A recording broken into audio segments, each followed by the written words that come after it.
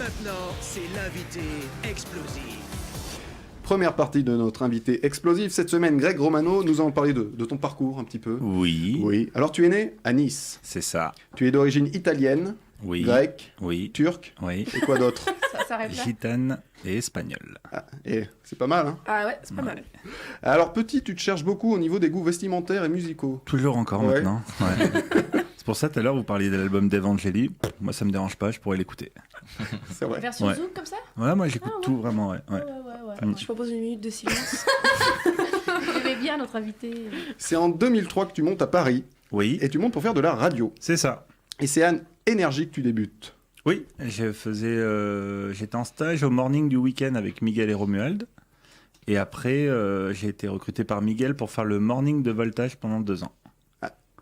Et également, tu seras sur Rouge FM. Ouais, pendant C'est quoi, 5 Rouge ans, FM? c'était la première radio privée suisse romande.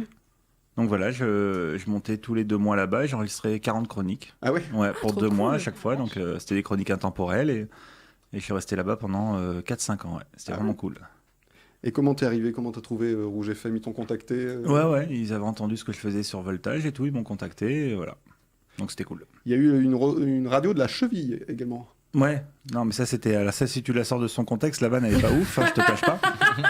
Non, j'ai dit que j'étais monté à Paris pour faire de la radio et que j'ai pas été déçu puisque ma première radio c'était une radio de la Cheville. Tu vois, ça passe. Ah ouais, mais Elle est mieux comme ça. oui, tout à fait. Moi, je te laisse faire les vannes, hein, tu sais. Et tu montes pour la première fois sur scène en 2010. C'est ça. Alors, qu'est-ce qui te pousse à monter sur scène? Bah, je le raconte dans mon spectacle. En fait, en 2008, on m'a trouvé une maladie génétique et j'ai été opéré du cœur en urgence. Et en fait, en faisant un petit peu l'inventaire de toute ma vie, je me suis dit donc, est-ce que t'aurais pas un peu une vie de merde, toi? Est-ce que tu la raconterais pas sur scène? Donc voilà, il m'est arrivé pas mal de choses jusqu'à maintenant et je raconte ça de façon drôle sur scène. Donc voilà, c'est un spectacle qui mélange à la fois humour, émotion et un peu trash. Et le premier spectacle s'appelait Jamais au bon endroit au bon moment. C'est ça. C'est Voilà, c'est celui-ci. celui-là. Et le Lève-toi et tombe, en fait, c'est comme l'ancien, mais qui a été réécrit à 90%. Voilà, pour ça, j'ai bossé avec Navo. Navo qui a écrit la série Bref, Bloqué et le Serge Le Mito. Ah oui. Voilà, et qui a bossé aussi avec Kian Qu'aujourd'hui. sur son spectacle. Ouais. Avec ce premier spectacle, tu feras des festivals, comme celui de Juste pour rire à Montréal, Oui. ou encore Montreux. Oui. Alors tout s'est bien passé, des rencontres. Nickel. Nickel. Franchement, nickel. J'adore ce milieu. Voilà. En janvier 2013, tu fais la première partie de Verino à l'Olympia. Ouais. Alors raconte-nous comment ça s'est passé avec Eh ben, Verino. c'était top. En fait, on s'est rencontrés sur une scène et à l'époque, il était dans l'émission Demande qu'à en rire. Il venait de commencer. Et il m'a demandé un jour de lui donner 2-3 idées sur un texte qu'il devait écrire. Et j'en ai donné plusieurs. Et il a kiffé. Il m'a dit, bah viens, on tente l'aventure ensemble d'écrire. Et on a écrit plus de 40 sketchs ensemble. Et donc après, là, il a décidé de faire l'Olympia. Et il m'a proposé sa première partie. Donc voilà, c'était top. Putain, c'est cool. Ah Ouais. trop chouette. Et c'est marrant parce que c'était en janvier, mi-janvier. Et là, j'ai fait mon deuxième Olympia hier soir avec la Golden Moustache. Donc voilà, Et tout s'est bien passé? tout s'est très bien passé. Bon, nickel alors. C'est trop la classe. Grave. Les invités qui arrivent et qui disent Ouais. j'ai fait l'Olympia hier. Je l'ai fait hier, parce que je suis un peu crevé. Oui, bon après le but c'est de faire trop cool. l'Olympia tout seul Ouais, sur ton scène nom, pendant avec 1 la heure. rouge. Ouais. Tu seras également auteur pour l'émission Ce soir avec Arthur. Oui, à Sur- l'époque sur Comédie. Voilà. Ouais. Et ensuite sur TF1, elle est passée sur TF1. Elle est C'est- passée sur TF1 mais elle n'a pas marché donc quelquefois. Ouais. Et également pour le Before de Canal+. Ouais, j'avais écrit pour Alban Ivanov. Ouais. Ouais. Alors je vois que t'écris beaucoup, t'es plus heureux dans l'écriture ou sur scène? Je suis plus heureux sur scène, mais l'écriture c'est un taf qui me plaît aussi. Mais après t'es obligé quand tu commences l'humour où tu en vis pas forcément au début, donc l'écriture c'est quelque chose qui te permet d'en vivre et de rester dans le milieu et de rencontrer des personnes quoi. Et d'ailleurs, t'as d'autres projets d'écriture en cours? Oui, en ce moment je suis en train de travailler. Non, j'ai pas le droit d'en parler, donc ça j'en parle pas. Non, mais j'ai ma chaîne YouTube, donc j'étais dans l'équipe de Golden Moustache, j'y suis encore, mais là j'ai lancé ma chaîne YouTube il y a 1 an. Donc sors des vidéos, j'en sors 2 par mois, qui est une série qui s'appelle Entre vous et moi. Donc voilà, je travaille avec Vacher, qui est sur le morning de Fun Radio.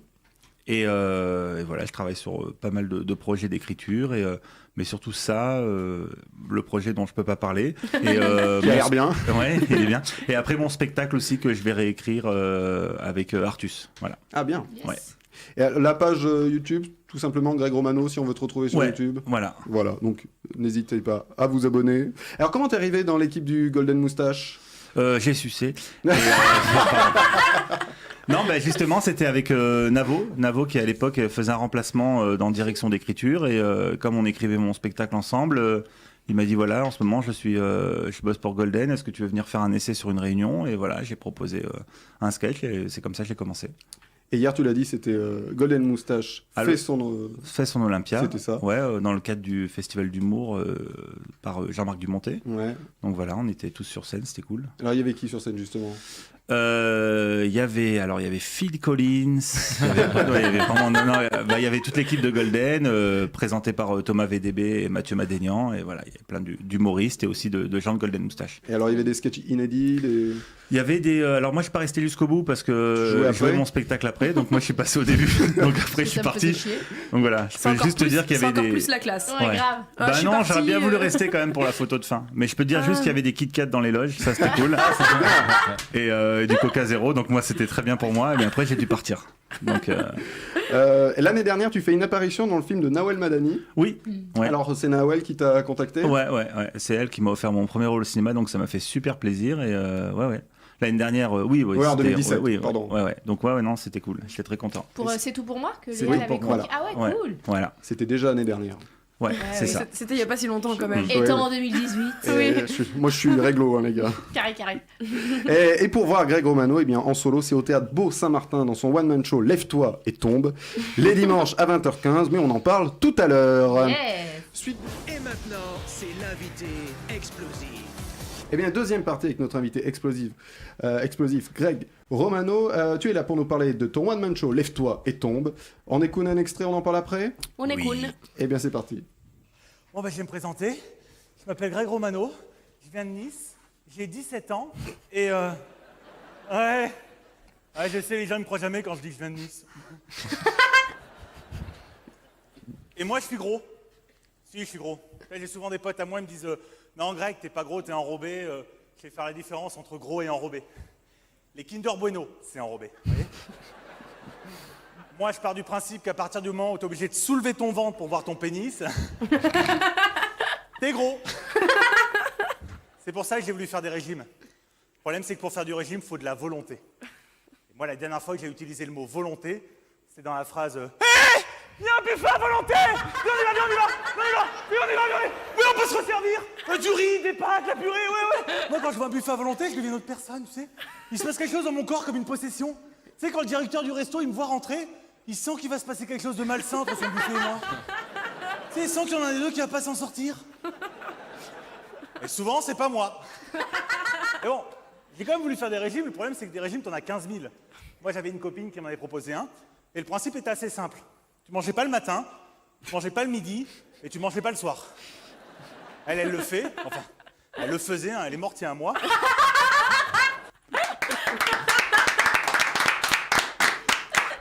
Ah, ça donne le ton du spectacle. Oui, bon, après ça c'est un vieil extrait. Il y a encore de certaines de ces vannes-là qui ont été retravaillées encore, mais ouais, c'est le ton du spectacle. Beaucoup d'autodérision. Alors, tu parles de régime, t'as vraiment fait des régimes? Pantoufle, oui. Un point. Lui posez pas de questions, les gars. Ouais, je fais des régimes depuis presque ma naissance, ouais. Ça marche pas. Vous savez la réponse. Alors, il parle de quoi, ce spectacle? Il parle de ma vie, en fait. Il parle de ma vie, de ma naissance à maintenant, en fait. Il m'est arrivé plein de choses dans ma vie. Je dis, je suis né avec une maladie génétique, jamais connu mon père, j'ai fait pipi jusqu'à 15 ans, j'ai un cheveu sur la langue, je me suis opéré du dos, des poumons, du cœur, je fais des crises de tétanie et j'ai absorbé mon frère jumeau dans le ventre de ma mère.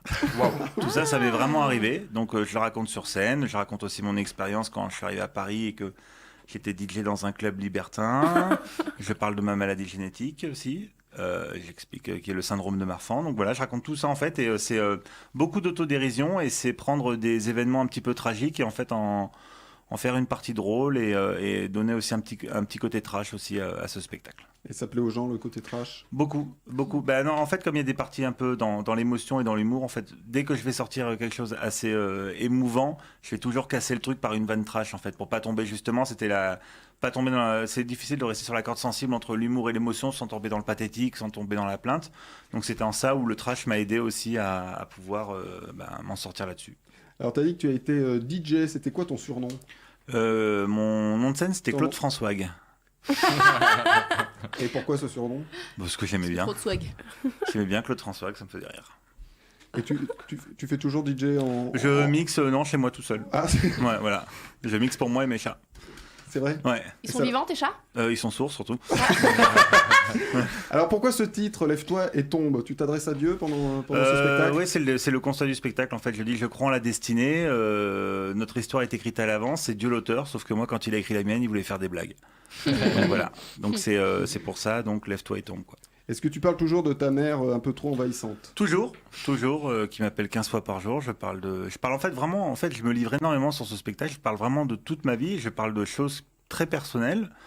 Voilà, c'est aussi une thérapie. Hein. C'est une façon aussi de faire une thérapie. Sauf que là, c'est les gens qui payent. Donc ça, c'est cool. Mais ouais, non, c'est une façon de faire une thérapie, de monter sur scène, de raconter vraiment toute ma vie. Donc je me livre totalement et 98% de ce que je dis sur scène est totalement vrai. Alors, tu en as parlé un peu tout à l'heure. T'as travaillé avec qui sur ce spectacle? J'ai travaillé avec Navo, donc avec qui on a écrit le spectacle, avec Kian aussi. Et là, je suis en train de retravailler sur une nouvelle version avec Artus. Donc garder le même spectacle, le même fil rouge, mais voilà, retravailler sur de la mise en scène, sur certaines blagues, et voilà. Alors, comment ça se passe? Vous vous réunissez, vous travaillez dessus, ou c'est chacun de son côté?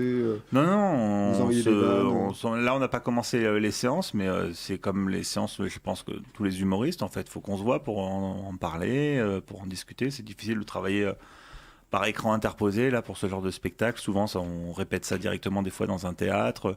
Le but, c'est d'écrire et de tester les vannes, soit le soir même ou soit dans la semaine, pour voir si ça marche. On la teste 5 fois, si elle marche, on la garde, si elle marche pas, on en fait une autre, quoi.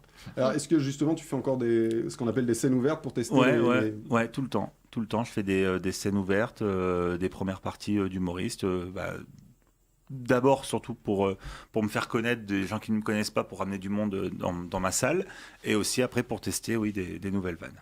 Alors, il y aura une tournée prévue, ou des dates en province? Alors, je vais faire la tournée avec Artus, donc je vais faire toutes ses premières parties, donc je vais faire plus de 40 dates. Et pour moi, là, j'ai date de prévue à Nantes et à Lyon. Voilà, je fais 3 jours à Nantes et 3 jours à Lyon. Je saurais absolument pas te dire quand est-ce Voilà. que c'est, mais sur Bireduc, c'est marqué. Je l'ai senti dans ton regard. Ouais. Ne pose pas la question. Voilà. Alors voilà, chers auditeurs, parce qu'on a des auditeurs dans le monde entier, si vous voulez retrouver Greg Romano sur scène à Lyon ou à Nantes, eh bien, billet réduc. Sinon, Paris, c'est au théâtre Beau Saint-Martin, les dimanches à 20h15. Tout se passe bien au Beau Saint-Martin? Très bien. Très bien, les gens sont contents. Les gens sont contents, les toilettes sont propres, c'est superbe. Il y a de très bonnes critiques sur billet réduc. Je suis allé voir avant de te recevoir quand même. Ouais. Non, sans rire, il y a de très bonnes notes. Donc, Ouais, je sais, ma mère a beaucoup d'adresses. Ouais. Allez, applaudir Greg Romano dans son Ouais. one-man show. Lève-toi et tombe. Mais levez-vous tôt pour réserver. Les dimanches à 20h15 au théâtre Beau Saint-Martin. Il est avec nous jusqu'à 20h30. On le retrouve après Taraou H.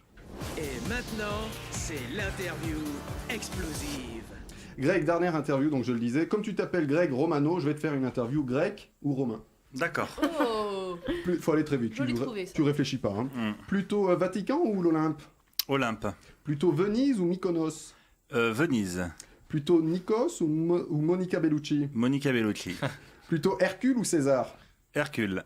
Plutôt Troie dans la mythologie ou Troie dans l'aube? 3 dans la mythologie. Plutôt kebab ou pizza? Pizza au kebab.